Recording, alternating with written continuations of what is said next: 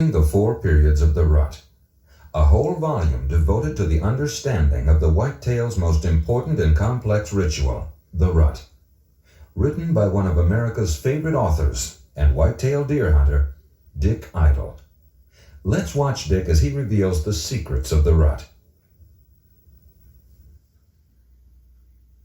Of all the different areas of advanced hunting knowledge, none offers the possible rewards in terms of hunter success as does fully understanding the rut and using that knowledge to hunt it.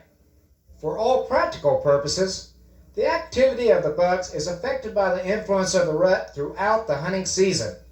So the more a hunter knows about it, the better his chances of answering the question that is the essence of buck hunting.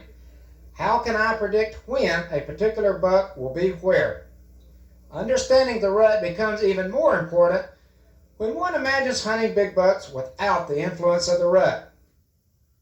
If that were the case, the term unkillable buck would certainly take on a new meaning. My definition of the rut is the entire period in which a buck's behavior is influenced by the breeding season.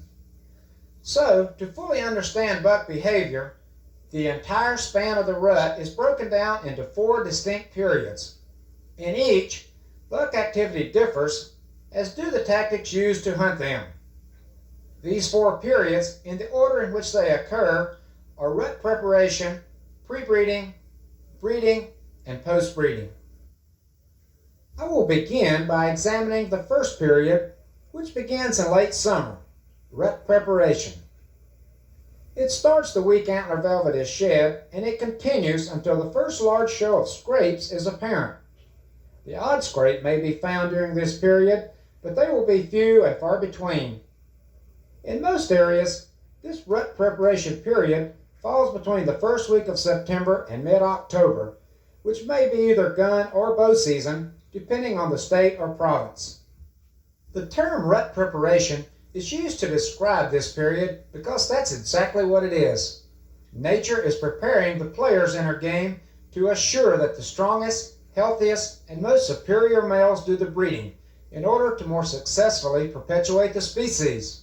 It's a time when sparring matches are numerous, helping each buck to establish dominance and give him a sort of blind feel for his rack dimensions and what he can do with his antlers. Without knowing why, he's in intensive physical training for the competition that's destined to come. Rubbing activity steadily increases throughout this period as bucks thrash bushes and trees almost daily and mark each with their personal scent as evidence of their presence. Slim-necked, unmasculine bucks in early season eventually progress into muscular, thick-necked males that are fine-tuned for the rigors of fighting and breeding. In this rut preparation period, sign reading is extremely important in determining the fact that bucks are in an area where they are feeding, bedding, and traveling, and where and how to hunt them. Relatively speaking, this is a difficult period to hunt as bucks are very reclusive, do not travel great distances, and generally segregate themselves from does and deer concentrations. As a rule, their short daily travel pattern simply goes from bedding to feeding, then back to bedding. Because locating bucks is often difficult, rubs are probably the most important sign to look for. They outline where the buck is feeding, traveling, bedding, and spending much of his time. When scouting during this period, I normally go to the food source first. Every area has a preferred type of crop, whether it is soybeans, alfalfa, acorns, or some other food. If bucks are feeding heavily here, some rubs and large tracts should be visible along the perimeter of the field or other feeding area. From the tracks and rub locations, one should be able to select the most well-used trails to the feeding area and then follow them back towards the bedding area. Even though these trails may become faint and dispersed as they get nearer the bedding sites, one can at least get a general direction in which the bucks are moving to bed up and which trails are most heavily used. Rubs will be a great aid in determining which trails the bucks are using most often. As for the size of rubs, I do pay special attention to those on very large trees. From my experience, large bucks sometimes rub small trees, but small bucks very seldom rub large ones. Pay attention to the relationship of the trail and which side of the tree is being rubbed, as this may give clues to the buck's direction of travel, especially for bucks entering and leaving the area on different trails. Fresh rubs interspersed among your old ones quite likely could have been made by the same buck, or they simply could mark an area where several bucks spend substantial amounts of time.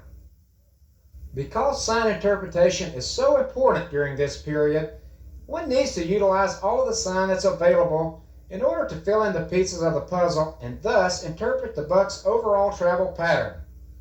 Tracks are important for establishing the presence of deer, but they also tell a lot more.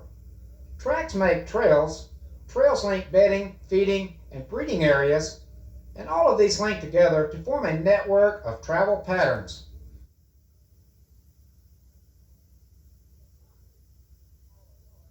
Even droppings, whether small or large, fresh or old, provide valuable information when one's primary objective is to decipher travel patterns.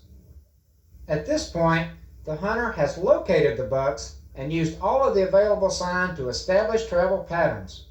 It's now time to make this knowledge work by formulating a hunting game plan. Because bucks now are on a regular pattern between feeding and bedding, the most logical approach is an ambush along their travel route, usually from a tree stand. Often, bucks are still traveling in bachelor groups during the rut preparation period, and they naturally browse in a meandering pattern as they approach their primary food source. This can make a ground ambush difficult. For afternoon hunts, a logical stand location usually will be at the food source or near the trails that enter it, depending upon whether or not bucks enter the area before dark. After feeding all night, most bucks will leave the area before daylight, so stands need to be along trails near bedding areas, but not in them.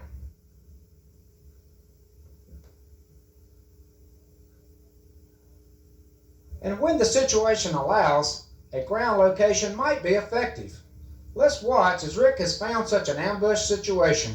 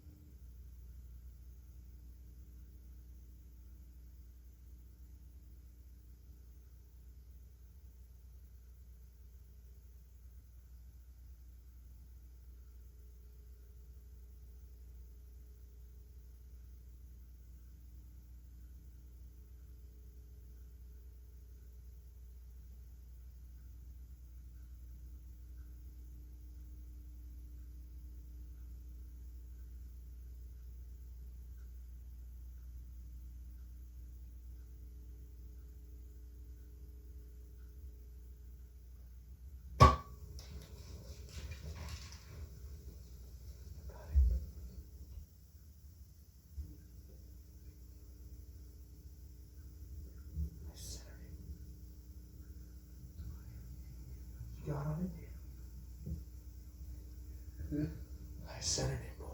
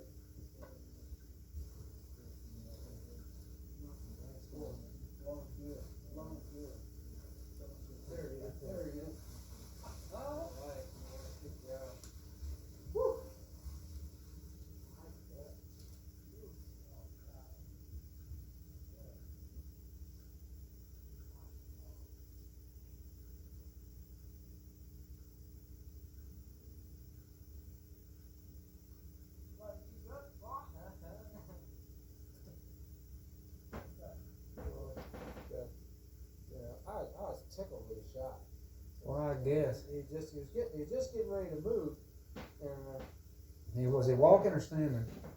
I don't remember. I think he was standing, but he looked like he knew I was there, getting ready to shoot, and he just started to move a little bit. I'm wondering if he was walking or not, because here he's got a. He went his, through his the leg. His leg was up like this, and I think the arrow went through there and into there, and then after. Well, you got good penetration from that bow, I'll tell you that. I like it. Really? I tell you, it's kind of the best of both worlds. But I think it's Oneida Eagle, and what it does is kind of gives you this. It's like shooting a recurve. It's smooth, but it's got the speed of a compound. Well, that's I want good. to try it out. I like it. It's fun. I'm impressed with it. If you hit one, it's got to be good.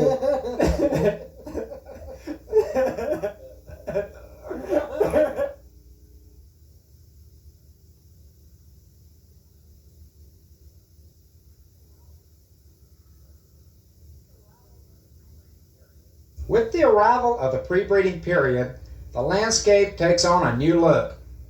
Colder temperatures and shorter days have done their work as trees become bare and lush green vegetation turns brown.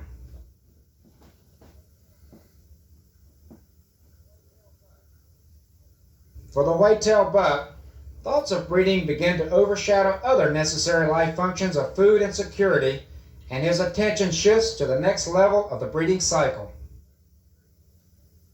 The pre-breeding period begins in mid-October in most northern latitudes and continues until approximately the third week of November. This time frame may not be exact for some southern states, but its beginning can be determined visually by the obvious opening of scrapes and scrape lines, and its end by the presence of does that are receptive for breeding. Rubs, tracks, droppings, and other types of sign basically give one the same information as during the rut preparation period. All are still used to sort out travel patterns as in the first period, but in the pre-breeding period, scrapes add a new dimension. They are nature's set place where buck meets doe. In this complex ritual, bucks leave both scent and visual markers at scrapes, which provide sites where the most dominant males and females can get together. Life never seems to change. The guys are still trying to impress the girls, so let's step into the Silver Dollar Saloon and watch the boys do some two-stepping.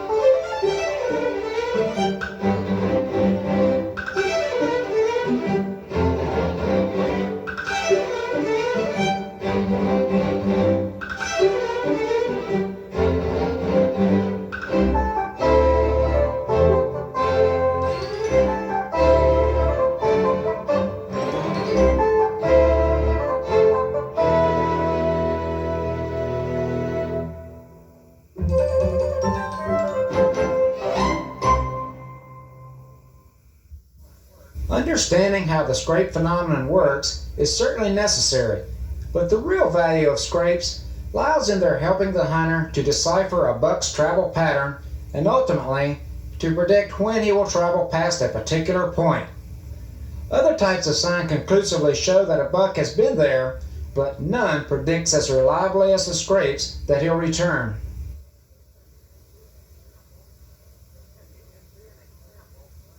Here you can see an example of a typical scrape under an overhanging branch, commonly found along the perimeter of a primary food source, in this case a field of alfalfa.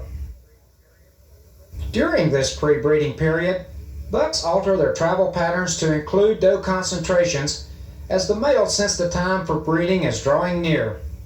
Scrapes become numerous and well used here, as these locations eventually will become breeding areas. Scrapes predict a buck's return, and trails between them predict to where and how he'll return. The end result is a scrape line that very accurately predicts a route one or more bucks are traveling regularly. During this period, there are several good choices of hunting tactics that can be productive. Because bucks are becoming progressively more excited about the prospects of finding receptive does, but no hot doe is yet available, rattling and calling are at their best.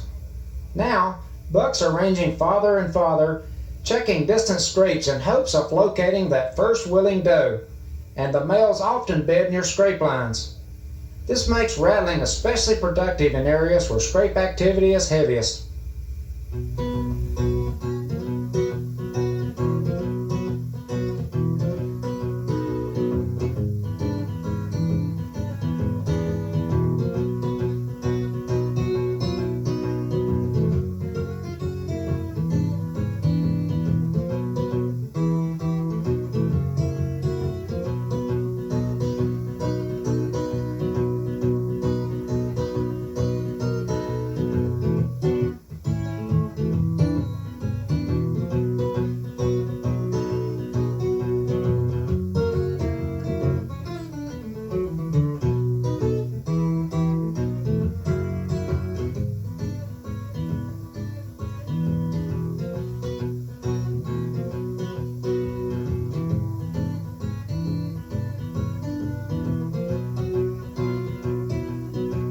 When proper scouting has been completed, an analysis of the movement pattern should allow an accurate prediction of where and how the buck travels.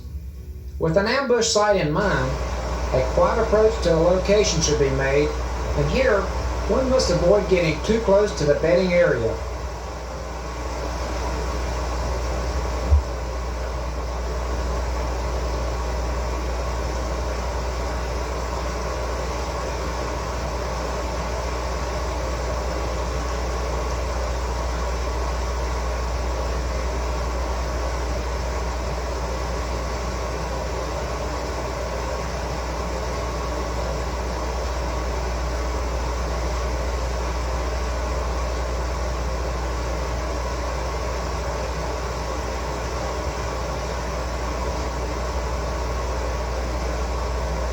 A well-placed tree stand is by far the most popular choice for this situation, as it affords a better view in heavy cover and it allows deer to pass without winding the hunter. I really can't describe the proper setup any better than the hunt tells it. Listen as Gene gives a first-hand account of his spectacular buck. Son, I'm going to tell you, this is what it's all about right here. What do you think of your first Canadian buck? He's incredible. Look at the mass on him. Well, I'll tell you, for a basic 8, when you told me he was just a basic 8, I'll tell you, you've had me thinking something different. What do you think he'd score? Well, I think just what we roughed him out there, what I came up with there a little while ago is about 180 gross. That's counting all his non-typical points, but I'm guessing he probably would net in the high 150s, maybe 160s, and for an 8-pointer, buddy, that ain't bad. He's got these non-typical points here. Brand stamp with a time there. He's super. Have you ever shot a non-typical before? Not like this. I can believe that. Yeah, I think we put the tape on him at about 24 inches on the outside, and he's got some circumferences, 6-inch bases, and some nearly 6 all the way out to his last points. Look at his body size, too. I'll tell you, I just love these Canadian bucks. This one here, we've weighed some, and this one here was about like some of those that weighed about 300 pounds on the hoof. And having looked at his teeth, I think he's fairly young, probably at about 4.5, possibly 5.5, and that's... You think he's that young? I'm pretty sure his teeth are real sharp. Doesn't look like he has much wear at all. Just an incredible animal, I'll tell you. You know, his neck would have been a lot bigger in November had he made it that long. But you can see he's been working the trees pretty much here, all the bark he was leaving. That accounts for some of them big rubs we found around that field there where he was working pretty hard. Tell you, you can't do no better than that. I'm really tickled with it. I'll take 8 pointers like that all day. You know, from all those big rubs around there and those scrapes, I knew there was something really good working around that alfalfa field, but I had no idea it was that good. And a lot of times, even when you find that kind of sign, you end up killing them by some kind of fluke. Very seldom does it happen in the very classic way where you set up for him, and and you kill him like you're supposed to kill him.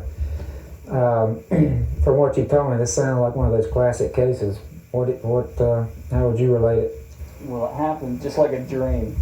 We read the sign right when we got in there. Saw those big rubs and scrapes. Weren't they huge? Yeah, we knew that was the area. There were some on 4 or 5 inch diameter trees, wasn't it? Yeah, really. We set it. We found a line of scrapes from the heavy woods to the feeding area. That was the exciting thing because we knew there was a big buck working it. Mm-hmm. And he had so many more scrapes on that particular trail than he had on any of the rest of them too. That's why I felt good about it too. Yeah, well, I set the stand up right between 2 big scrapes. Mm-hmm. I figured that'd be as most likely On the trail? on the trail. Yeah. How deep back in was he? Maybe a little over 100 yards. Yeah. It wasn't too far back in. I didn't want to get too deep. But I waited. I got in there about 3 o'clock in the afternoon. I didn't want to leave my scent in the area too late in the evening. A couple of small bucks came through early, walked right through the scrape, and kept on going. About an hour before dark, this one came through. Did you hear him, or was he just... He was just slowly, casually Uh-huh. walking along, and when I spotted him, I knew he was a good one. I saw he had mass, but I didn't know how good. Yeah. It's still pretty light about an hour before, but it's getting dark enough back in the woods that it's hard to judge him as accurately. I don't think he'd have gone to the field completely before it got dark. Yeah. I think he'd have stayed back in the woods. Well, he followed suit to, just like we found out about all the other bucks, they're leaving the fields long before light in the morning, so you don't have much choice but to hunt them in the afternoon. If you wait and stay out on the field, he hardly gets there before it's too dark, so you don't have much choice but to pick the right trail with the most sign on it, and then get deep enough to try to cut him off before he has time to get there. Well, that's what he did. He let those smaller bucks walk through first. Well, there's not many times that you actually do it the classic way. Find the sign, set up on him, and have him come where he's supposed to do it. Very seldom happens like that, but this is one of those rare cases, it looks like. Worked out perfect. I'll say it worked out better than perfect. Each big game species has its own special scheme to accomplish breeding. The dominant bull elk, or herd bull as he's often called, gathers and controls a harem of cows through vocalization or bugling.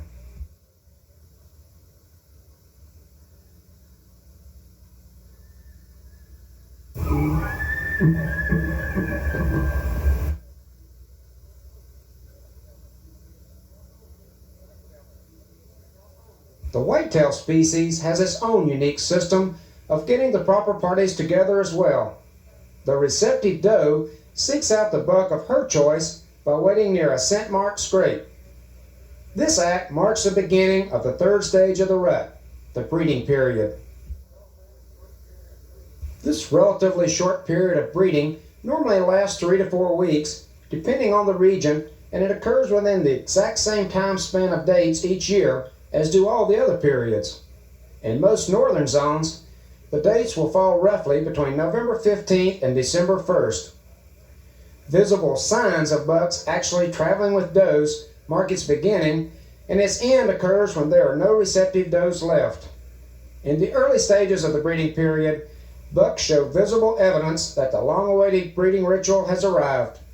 Lip curling, chasing, bucks traveling with does, and the reluctance to leave them and a different body language all are telltale signs that the breeding period is nearly at hand or is actually in progress.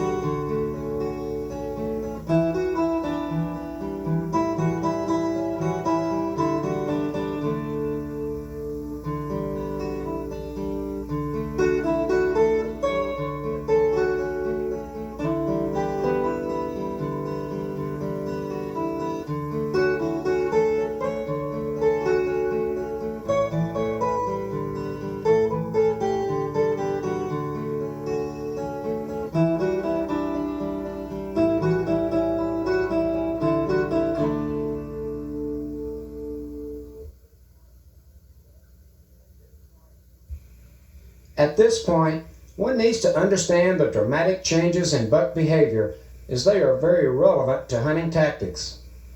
Throughout this period, dominant bucks will be in the company of does 80 to 90% of the time.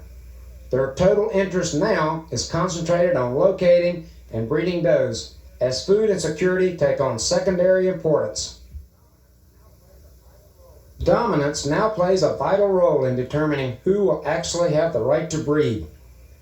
Subdominant bucks roam from one group of does to another, hoping to find a receptive female unattached. Rigid travel patterns no longer exist, as all bucks roam from one family unit or breeding area to another and spend varying amounts of time at each, depending upon whether or not unattached does are located. Although occasionally worked, scrapes and rubs no longer can be relied upon to predict a buck's return or travel pattern. Breeding areas, which are associated with primary food sources and doe concentrations, become the center stage for bucks and consequently the hunter as well.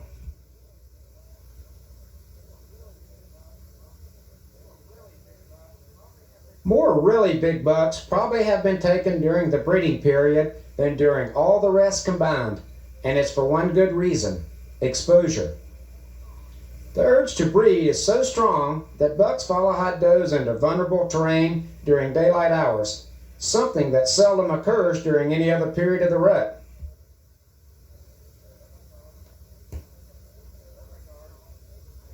In some regards, hunting a particular buck now is more difficult because he has no predictable travel pattern. On the other hand, hunting bucks in general can be more successful simply because they expose themselves more often in vulnerable locations during daylight hours.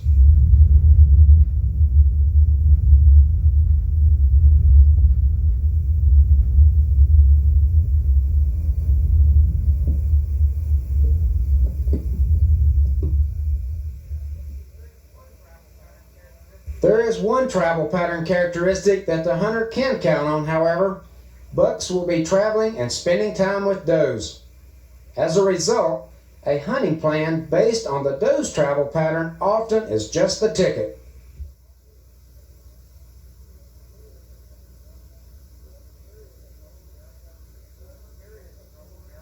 In most areas of North America, doe concentrations form near primary food sources in late season. Bucks often cover miles going from one feeding area to the next in search of hot does. An ambush along these trails often can be productive.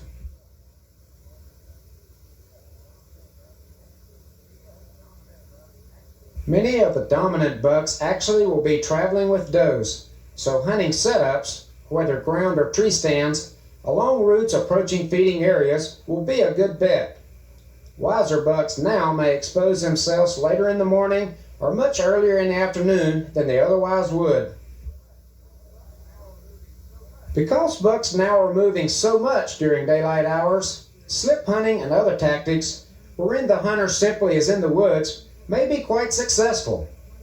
Deer drives, or short pushes in smaller clumps of cover, also can produce excellent results, as bucks may abandon their usual deep woods bedding locations to lay up with does. Rattling, for all practical purposes, is not very productive now unless buck-doe ratios are very balanced. Although hunting styles are quite different during this period, it's a great time to take a monster buck such as this 160-inch Canadian trophy.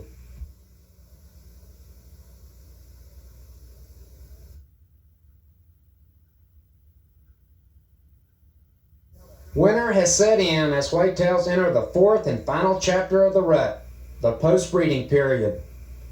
For some deer, bitterly cold temperatures and deep snow now become major obstacles in their daily routine.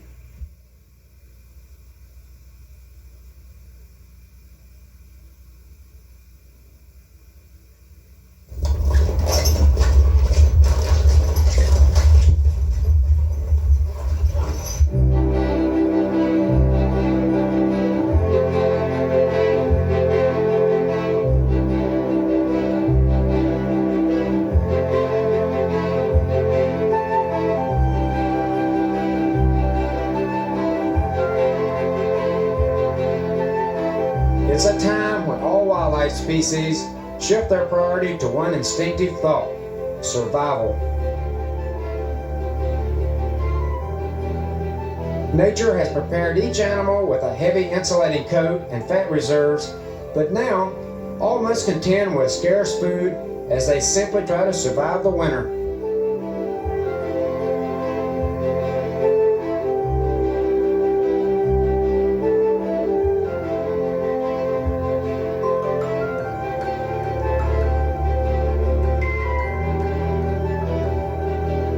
With the end of the breeding season, the whitetail buck likewise experiences a shift in priorities as his own thoughts turn to food and security once again. For weeks, his energy has been directed towards the reproduction ritual, and hundreds of travel miles interspersed with rutting activity have taken their toll. Now, the gaunt, tired buck seeks rest, food, and security. But this relaxed attitude doesn't happen overnight, because the number of receptive does declines slowly. Since the bucks don't know precisely the week when hot does no longer will be found, the first week or two of the post-breeding period finds bucks, especially the dominant ones, still searching for the last hot does. Naturally, they focus their attention on the breeding areas and doe concentrations described earlier. As this period progresses, and traveling bucks no longer find receptive does, they gradually spend less time searching and more time feeding and resting. After a couple weeks of unproductive searching, all buck travel tapers off dramatically. In every region, there are some does, especially young ones, that don't get bred during the main breeding period. Although only a small percentage of the overall female population, these does and fawns become receptive to breeding roughly 30 days after the primary breeding period. Then, buck activity once again flares up. Bucks concentrate near these isolated breeding scenes, and hunting can be very productive when such a situation is located. In most northern regions, this fourth and final period of the rut begins in early December and continues until all rut activity has ended. There are no hunting seasons in many states and provinces during this post-breeding period, especially during its latter stages. However, if the season is open, hunting for big bucks can be excellent. During the first 2 weeks of the post-breeding period, rattling and ambush tactics near the doe concentrations and breeding areas can be deadly. Tracks and trails will be the primary sign used to determine locations for either method. Scrapes and rubs occasionally will be worked at this time, but the hunter shouldn't rely too much on their presence in trying to predict travel patterns. As one gets deeper into this fourth period, bucks tend to become more nocturnal and seek bedding areas and heavier cover. One hunting technique that works well during this time is forced movement or the deer drive. In larger cover, a 1 or 2 man push with hunters posted inside the woods can work well because bucks generally will be reluctant to break into the open. When bucks can be found in smaller islands of cover, a push that forces them across larger openings, such as fields, often produces some surprising results. If the drive is properly executed, there's no telling what might break out of the cover.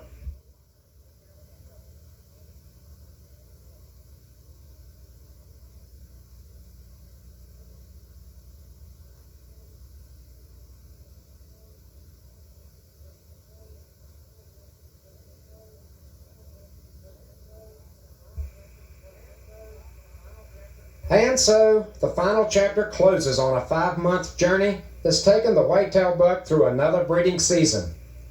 With the rut preparation, pre-breeding, breeding, and post-breeding period of the rut ended, life takes a new direction. All in all, it's been a long season for the hunted and the hunter alike. Each views the next few months from a different perspective. For the hunted, visions of brown-eyed does and persistent hunters are transformed to thoughts of everyday living. I wonder if this rain will ever end.